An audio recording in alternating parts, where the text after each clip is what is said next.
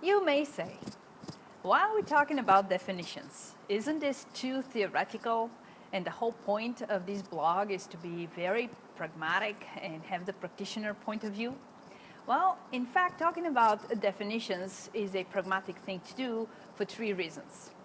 First of all, the English language can be confusing, and we have viewers from around the world. So when we say strategic decision making, are we talking about decisions made in regards to a strategy, or are we talking about making decisions in a strategic way?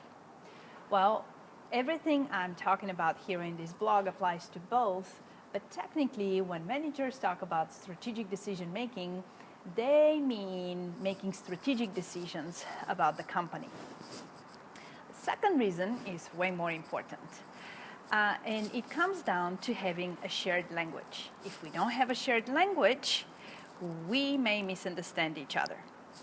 For example, at a recent offsite I was leading with an executive team of a company, we realized that there was confusion stemming from the different understanding of the word reactive.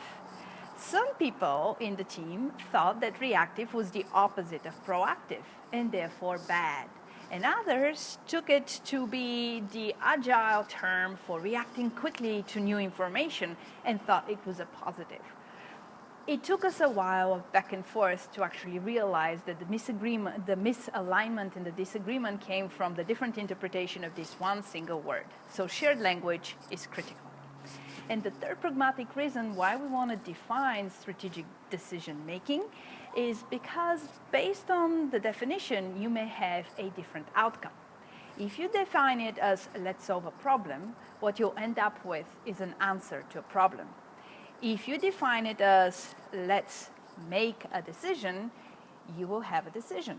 If you define it as let's align or agree on a decision, then that would imply that you have to reach out to people and get an agreement. And if you actually define it as something that results in an action, then you'll have an action. So based on your definition, you frame the likely outcome. And for these three reasons, yes, it may sound theoretical, but it's actually a rather pragmatic thing to define what we're talking about.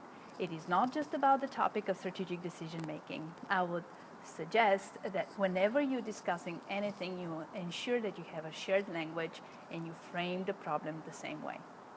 Thank you for watching. Until next time.